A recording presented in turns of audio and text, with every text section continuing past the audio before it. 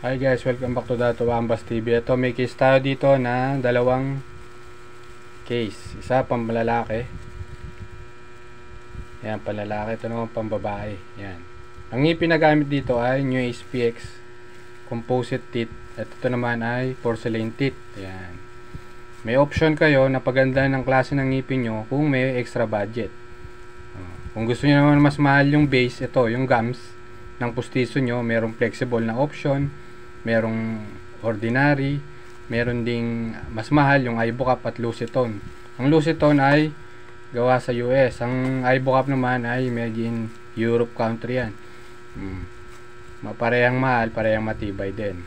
Itong ordinary matibay din naman to, pero nasa inyo na lang kung anong option nyo, kung gusto nyo flexible o mas mahal na klase na pustiso. Ito naman, ang ginamit dito, ito ang case na to ay babae, China porcelain lang to, pero yung case, yung pasyente kasi naka porcelain teeth din dati for 20 years. Ngayon, kinopya ko lang yung size at kulay ng pustiso niya at nagginawa ng bago kasi maluwag na sa pasyente yung pustiso niya na luma.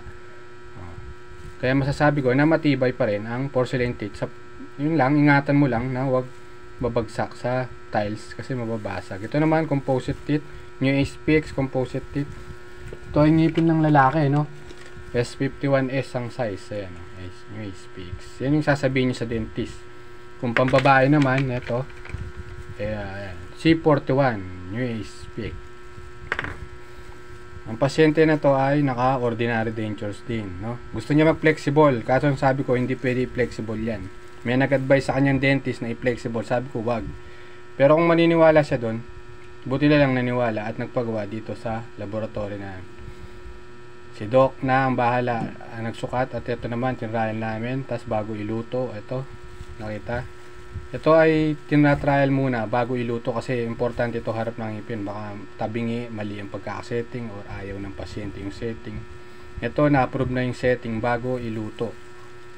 Hindi ito yung nakukuha agad after 3 hours tapos na yung pustiso, 2 oras tapos na yung pustiso. Yun yung mga namamahaw na pustiso, kaya nakaka-absorb kasi yun ng laway ng tao. Kaya imagine mo kung yung pustiso mo nakaka-absorb ng laway, kung mabaho yung hininga mo, di ba mabaho din siya, ganun. Yan, kadalasan yan sa mga gumagawa dyan sa banda sa Maynila. Shoutout sa inyo. Thanks for watching, bye bye.